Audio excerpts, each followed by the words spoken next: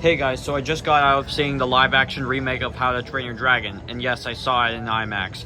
So, if you know me, well, actually, in case if you don't know, I'm actually quite a big fan of How to Train Your Dragon. I haven't seen the third movie, but I've seen the first two and absolutely loved them. And of course, the first one's always the best, and also one of my favorite movies of all time, and one of the greatest animated movies of all time, and the best that DreamWorks has ever done. DreamWorks Animation's best movie.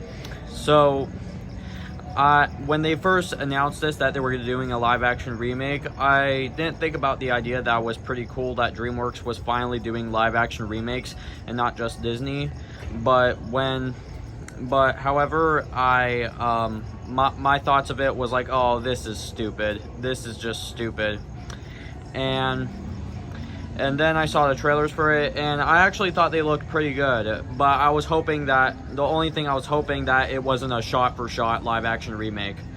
So I heard the reviews, and they weren't, like, amazing. They weren't in the 90s or something. I believe the last time I checked, it was, like, 78% fresh and 98% hot on the audience score.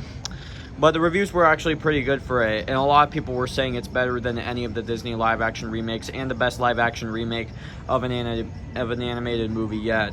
So I went into this with pretty high expectations, but not extremely high expectations. And is this movie perfect? No. Will this movie win any Academy Awards? No. But it is actually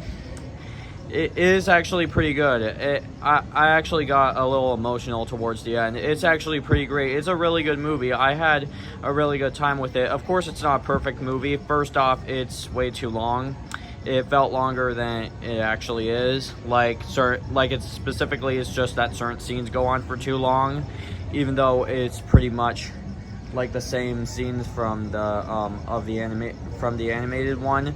And there were some decisions in here, like especially like with jokes and lines and stuff, like they could have added in there, or stuff that just didn't need to be in there because it's too cringe for live action. And there were some decisions, especially towards the end. You'll see what I'm talking about when you see the movie, especially the post-credit scene. Don't stick around for that. It's not worth it at all. 0% worth it. And I was just like, and everyone in the theater was like, that's it.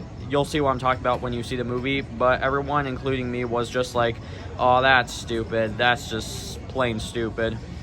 And especially with a joke they make towards the end. If you've seen the animated version, you'll know which joke I'm talking about that they make towards the end.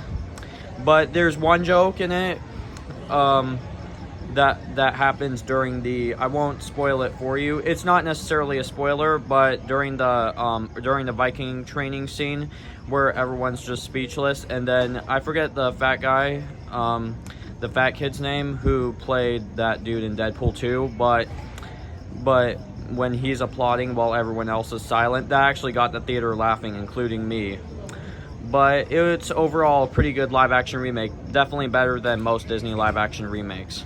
So I had a good time with it. I think you should go see it if you're a fan of of How to Train Your Dragon. I think you'll get a kick out of this. But yeah, that wraps up pretty much all my thoughts on the How to Train Your Dragon live action remake.